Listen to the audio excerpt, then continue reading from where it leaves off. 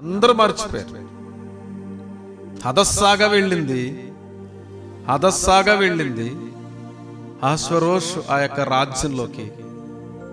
హదస్సాగా వెళ్ళింది కానీ ఎస్తేరులాగా ప్రకాశించింది. ఆమె చెప్పాలి, హదస్సాగా వెళ్ళింది, కేవలం ఒక బానిసగా వెళ్ళింది.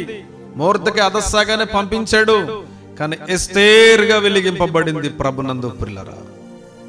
ఈరోజు నీవు అన్ని విధాలుగా ఒంటరిగానే ప్రయాణం చేస్తున్నావు, కానీ ప్రకాశించే జ్యోతి వలె దేవుడు నిన్ను దేదీప్యమానంగా ప్రకాశించే దినాలను చూడబోతున్నవే యేసుక్రీస్తునామములో.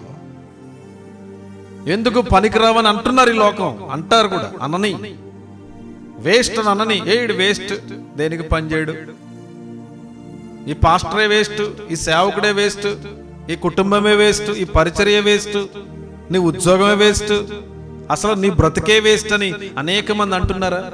కానీ నేను ప్రకాశింప చేయబోతున్నాడు. దానియేలు గ్రంథం 12:7 ప్రకారంగా చదువుదాం ఒకసారి.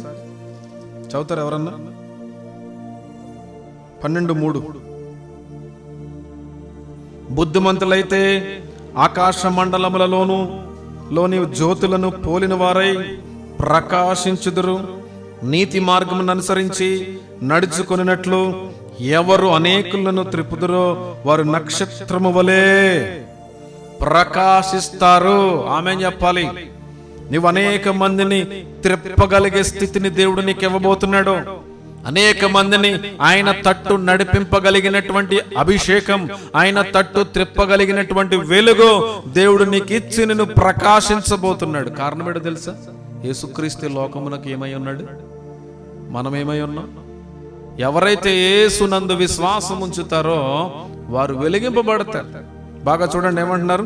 బుద్ధిమంతులైతే ఆకాశ మండలములలోని జ్యోతులను పోలిన వారే ప్రకాశిస్తున్నారు. జ్యోతులంటే ఎవరు? ఆకాశ మండలంలో జ్యోతులేంటి? సూర్య చంద్ర నక్షత్రాలు.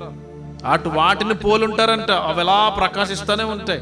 పగలేమో సూర్యుడు వెలుగుతాడు, రాత్రినేమో చంద్రుడు నక్షత్రాలు వెలుగుతాయి. ఆ రీతిగా మనం వెలగబోతున్నాం. చీకటిలో మనం వెలగబోతున్నాం, నిందలలో వెలగబోతున్నాం, వ్యాధులలో వెలగబోతున్నాం.